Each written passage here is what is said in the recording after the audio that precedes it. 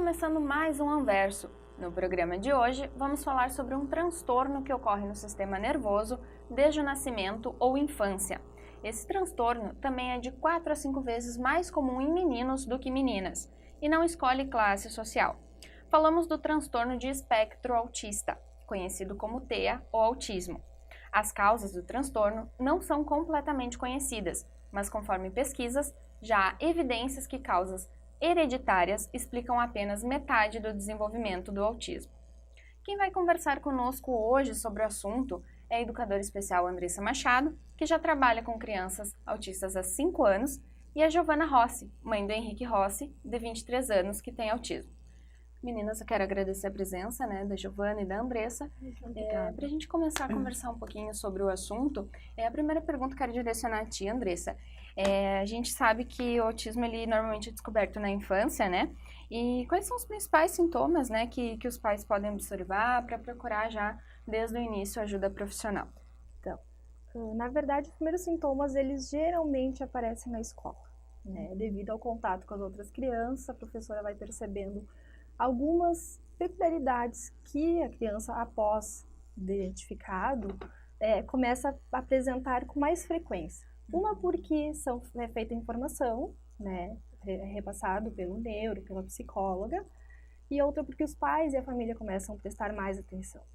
Mas o principal que eu poderia, se for eleger um só, seria a falta de contato visual, né?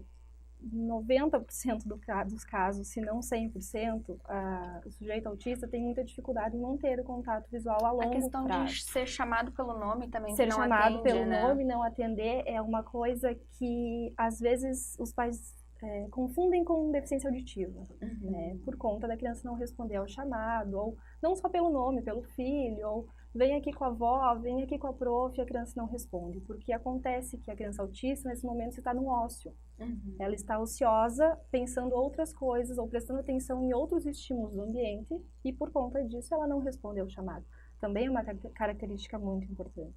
Mas temos o contato visual, né? Temos o não chamar, né? O não atender ao chamado. Temos também, claro, nada disso é regra, cada criança é um caso, mas temos também a falta da criança em procurar os demais. Ela não tem interesse em criar um vínculo com os colegas, em criar uma brincadeira, em procurar o colega para começar a brincar, em procurar a professora para resolver um problema ou qualquer outra situação que ela precise de auxílio do adulto, né? Então isso é muito comum também em crianças autistas, principalmente no comecinho da idade escolar, assim, entre 2 anos, que é o momento que eles vão para um espaço novo e que teria muitas coisas a ser descobertas, muito a indagar, muito a procurar os colegas, para fazer amizade, para criar vínculos, e essas coisas acabam não acontecendo. Então é aí que os professores começam a perceber e conversar com os pais, e depois do diagnóstico, quando a gente vai conversar com a família, se percebe que a criança já tinha alguns desses sinais em casa, mas que passavam despercebidos, ou por não ter muita criança, ou por ela brincar sozinha, e realmente o autista tem uma preferência em brincar sozinho, né? Então são coisas que já existiam, mas que se percebe quando a criança fica maior, por ela estar em outros ambientes, né? Que ela deveria fazer esses vínculos afetivos. Perfeito, Andressa. Giovana, queria passar a palavra para ti, né? Que momento que vocês descobriram o autismo do Henrique, né? Como é que foi essa nova informação para a família, né? Como é que foi toda essa descoberta? A partir de qual momento que vocês acharam que deveria ser procurado o profissional, que ele estava mais brincando quietinho, né, dele, não respondia os Na estímulos? verdade, o Henrique, desde o nascimento dele, o Henrique já passou por várias avaliações, iniciou com avaliações não em função do autismo, era uma coisa que nem se suspeitava. Ele foi encaminhado para um acompanhamento genético, para fazer toda uma investigação genética, porque ele possuía ali, quando nasceu, um conjunto de coisas de sintomas que poderiam se encaixar em algum tipo de síndrome, né? Então, a partir de muito cedo, cedo que eu digo que ele tinha 1 mês já, né? Porque no nascimento ele tinha o período encefálico aumentado, daí se suspeitou de hidrocefalia, não era. Aí depois se constatou que ele tinha hipotiroidismo e a partir daí ele começou esse acompanhamento, né? E esses sintomas, essa forma, essa maneira de agir dele, a gente percebia muito sucintamente, mas percebíamos quando ele era pequenininho, né? Só que como ele acabou recebendo todo um acompanhamento, um fono, fisioterapeuta, porque ele tinha um atraso no desenvolvimento, e aí volto a dizer, não se pensava no autismo, né? Ele daí atrasou a fala, tudo em função, e se imaginava que era em questão disso. Ele foi passando por todos esses acompanhamentos e atendimentos.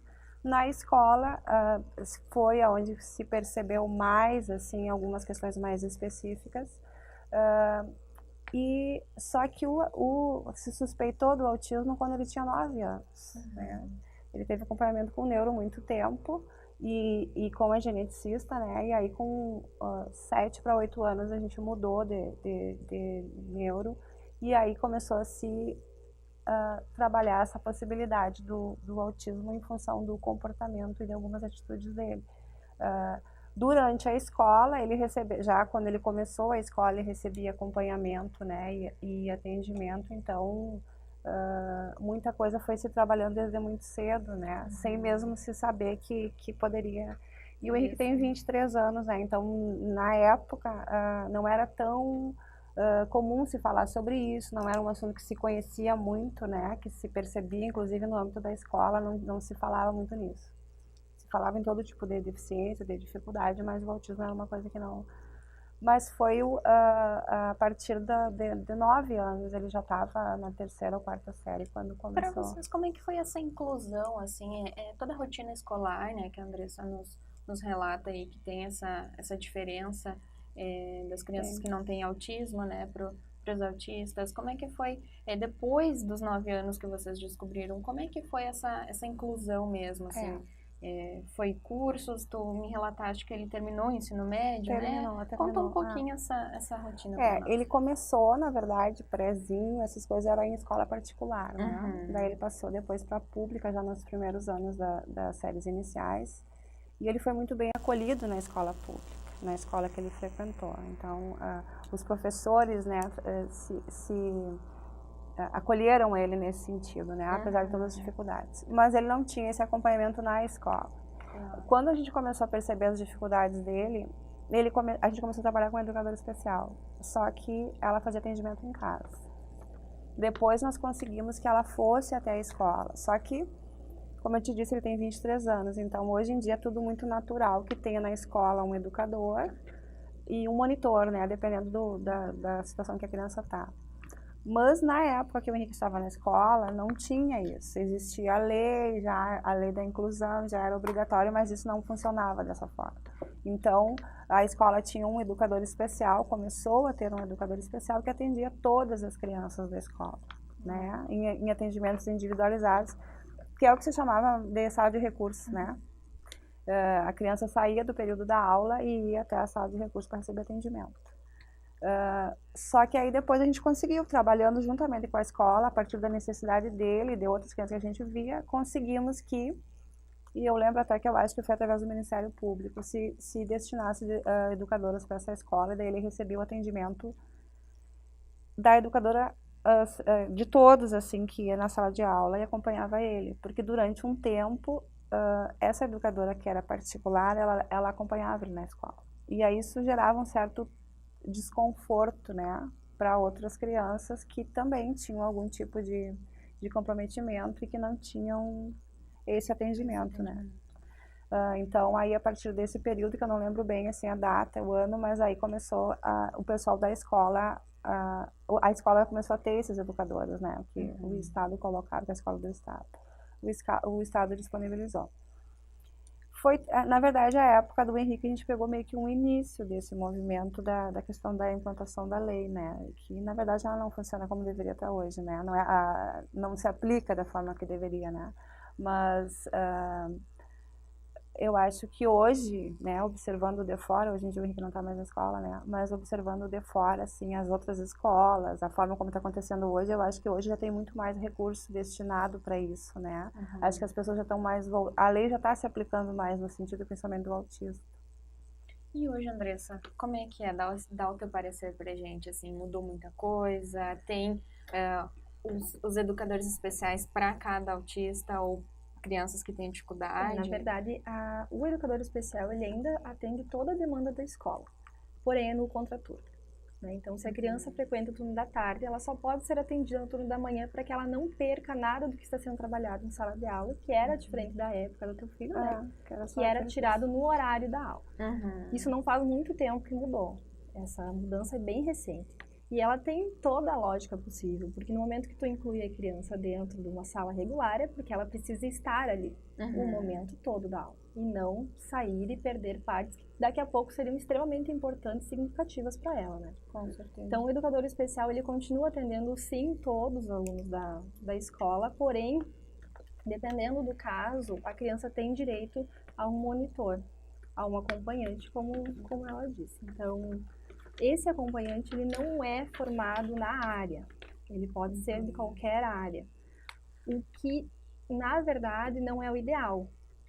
Se os pais forem recorrer pelo Ministério Público, eles conseguem, sim, uma pessoa formada da área, que é o que a lei especifica, mas não é o que acontece, infelizmente. Então, existem algumas melhoras e existem coisas que ainda estão patinando que deveriam ter mudado já, porque queira ou não, a gente precisa de uma pessoa que entenda aquela criança, que saiba como abordar, que saiba como mediar, que saiba como auxiliar até a professora, que daqui a pouco desconhece totalmente como é trabalhar com uma criança autista, e o educador especial não dá conta, porque ele não tem como ficar indo na sala no momento que ele está atendendo outra criança, a demanda é muito grande.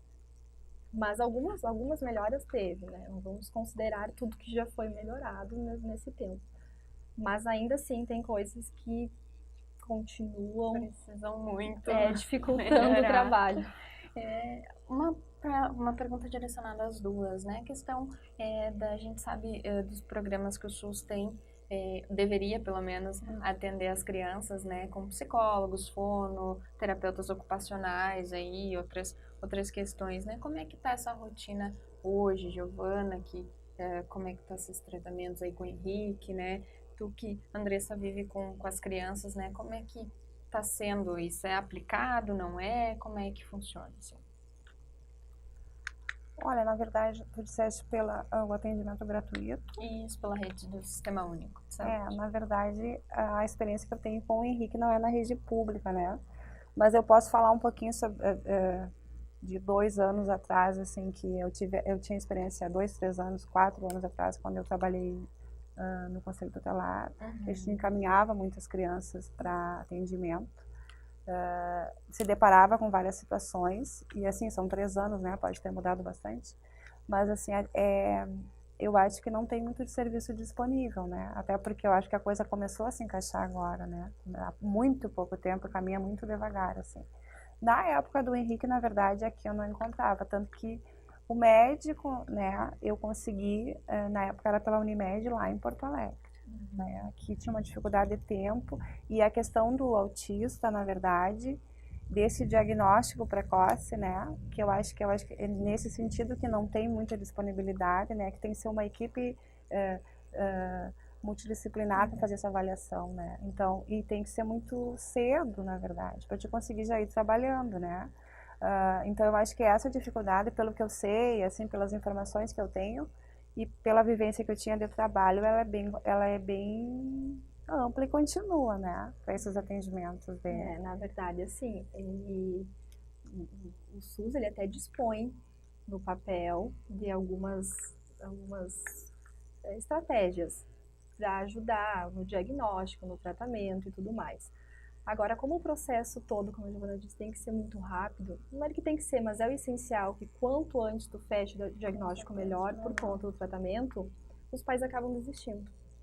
É muito tempo de espera, muito tempo né? de espera, aí não tem disponibilidade de neuro, aí para psicóloga é daqui 2, 3 meses, e tu precisa dessa equipe multidisciplinar trabalhando junta, porque é o professor, é o psicólogo, é a fono, é a físio e é o neuro, todos fazendo seu parecer para chegar numa conclusão. É só assim que o neuro dá o parecer final do diagnóstico. Por isso Então, que os muitas pais, vezes os pais acabam recorrendo à recorrendo ao rede particular. atendimento particular, porque o SUS não dá conta. E eu não sei se é por conta da demanda, porque existe muita criança autista estando sendo diagnosticada ainda, ou se é mesmo pela demora, como eu já ouvi relatos, e aí os pais têm pressa, eles querem iniciar uma terapia, eles querem algum atendimento logo para o filho e acabam desistindo e indo para médicos e atendimentos particulares. Andressa, outra pergunta para ti, né? Existe uma medicação própria para o autismo, né? A gente sabe alguns relatos também do uso da cannabis para isso. Outro remédio que é bastante usado é a risperidona, né? Como é que tu vê isso, tu também, Giovana? Não sei se o Henrique chegou a usar alguma medicação, como é que foi essa melhora? O que se tem conhecimento dessas medicações, assim? Assim, na verdade, o que o Henrique utilizou, ele usa o hormônio da tireoide até hoje, né? Que ele vai ter que usar continuamente. Mas, assim, o que ele usou, na verdade, não era uma questão, assim, para melhorar ou para curar, né? Na verdade, ele usou o risperidona, ele usou um tempo. A Ritalina, ele usou também um período, que era uma questão mais, assim, ó, a Ritalina naquela questão da concentração na época da escola e depois foi suspendido isso. E a risperidona e um outro medicamento que também não vou lembrar, porque já faz muito tempo que ele não toma, era questão, deixou de tomar, né? Era mais pela questão de ansiedade, que naquela fase da adolescência ali, sabe? E ele tinha a escola e todo um contexto e as coisas começaram a mudar na cabeça dele, no contexto todo, em função da idade. Então ele apresentava muita ansiedade, né? E durante um período ele tomou, mas nada que... Nesse período tu sentiu algum desenvolvimento a mais, atípico, ou que ele se desenvolveu melhor, alguma coisa assim?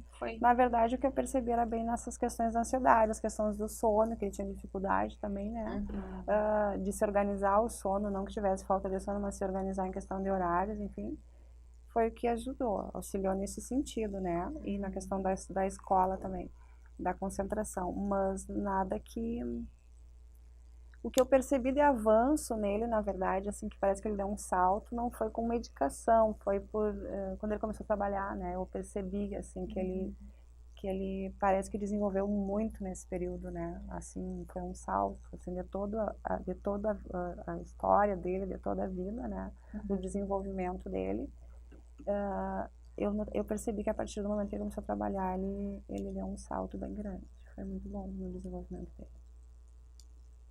Eu ia até comentar que o uso do medicamento, existem medicamentos mais conhecidos no contexto de famílias autistas, porque eles agem no sistema nervoso com a ideia de regular o sono, né, com a ideia de controlar a ansiedade por conta da disfunção sensorial que eles têm. Então, eles não conseguem organizar, por vezes, o pensamento, por vezes o próprio cérebro não consegue funcionar a ponto de que eles consigam entender que agora eu vou dormir, agora eu preciso fazer isso, e não tem nenhum outro motivo preocupante o suficiente para essa ansiedade ficar tão aflorada, né?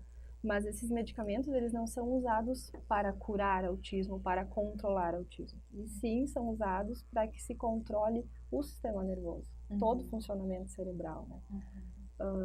Existem vários medicamentos, Ritalina é um muito conhecido, né, para controlar, principalmente no contexto escolar, para controlar a ansiedade da criança, a questão da hiperatividade, a questão do ócio, para que eles foquem, tenham mais atenção, mas nenhum desses medicamentos vai curar o autismo, né? Isso já está bem claro. São estratégias que se usam para que a gente consiga regular o dia a dia dessa criança e que facilite mais, ou dessa pessoa adulta, que facilite toda a organização dela também. Giovana, tu falaste que notou uma melhora no Henrique, né? A partir do momento que ele começou o trabalho, né? Como é que foi essa questão da independência? Tu leva ele para o trabalho, quando ele volta ele te liga. Como é que é essa independência do Henrique no dia a dia? Como que ele conseguiu tomar essa independência melhor, assim? Na verdade, ele tem uma certa autonomia, mas assim, ó, o trabalho dele, por exemplo, é no nosso bairro, onde a gente reside há muito tempo, né? O local onde ele trabalha era uma empresa antigamente que era da família, então é um lugar que ele conhece desde muito pequeno, né? Que hoje é um supermercado. Então é um ambiente que ele conhece, que ele se sente à vontade, se sente seguro. E essa autonomia dele assim, é tranquila. Ele tem muita responsabilidade com a questão desse horário do trabalho, a questão do trabalho em si, né? E aí ele consegue ir sozinho, é perto, né? Bem próximo, dá umas 2, 3 quadras mais ou menos da minha casa. Eu levo, né? E quando eu não posso levar, o meu marido não pode levar, ele vai, tranquilo, e volta. Sozinho. Só que aí foi um mecanismo que eu acho que ele criou, assim, tipo, naquele horário, eu sempre sei que ele vai me ligar, né? 6:02, 6:03. A hora que ele sai do trabalho, antes de sair de lá, ele liga, né? Pra saber se precisa de alguma coisa, a gente tá em casa, enfim. E vai. Que eu penso que é um mecanismo que mesmo que eu não esteja, por exemplo, disponível, não esteja na cidade, agora, por exemplo, eu tava aqui, né? E ele sabia que eu viria pra cá, ele liga nesse horário, assim, né? Então, eu acho que é um mecanismo que ele desenvolveu para se sentir seguro, nesse sentido de sair sozinho, né? Mas ele tem a autonomia limitada, né? Nesse sentido de se locomover, né? De ir de um lugar para o outro sozinho, enfim. Mas nada que seja muito distante e desconhecido, né? Mas se for um local, por exemplo, assim, essa questão do lugar mais tumultuado, né? Que normalmente eles têm mais dificuldade. Se for um lugar com muitas pessoas, mas for um lugar onde ele identifique algumas pessoas que ele conhece, ele até se incomoda com a questão do barulho, ou enfim, mas não é uma coisa assim que ele não permaneça. Mas se tu for levar ele, por exemplo, para um show, uma coisa assim, ele vai ficar sempre de lado, e sozinho ele não vai, ele não tem essa autonomia de ir, assim, sabe? Por exemplo, numa festa, não, ir sozinho, ele até vai, mas aí tu tem que levar e tu tem que ir buscar, né? Andressa, para finalizar, né, a gente sabe também da questão do grau de autismo, né, tem o leve, o moderado, e o mais grave, né, explica um pouco pra gente como funciona essa questão aí das moderações. Das moderações. Então, assim, o autismo, ele tem essas características no geral, que tu vai encontrar tanto no autismo mais leve, quanto no autismo mais grave. Antigamente se usava muito ainda o Asperger, né, síndrome de Asperger, para identificar os sujeitos mais leves, que tinham alguns traços do autismo muito sutil. Hoje a gente já classifica como autismo num contexto geral, né, o autismo leve e o autismo grave. Essa ideia e eu vou ter que falar isso só abrindo parênteses, de que autista não gosta de afeto e carinho, é uma coisa que não se considera nem no leve nem no grave, porque existem crianças com autismo leve que não gostam, que têm uma aversão, que não são muito afetivas, e tem crianças com autismo grave. Então, não necessariamente o autista grave não vai gostar disso. Né?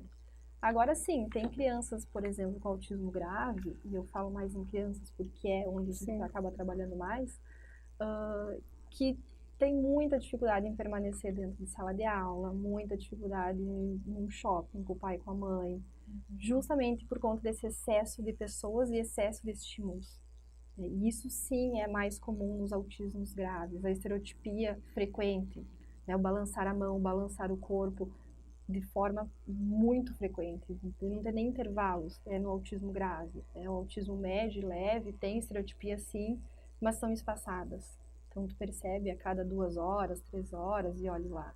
Né? Então, são coisinhas assim, bem específicas, que a gente identifica só no autismo grave.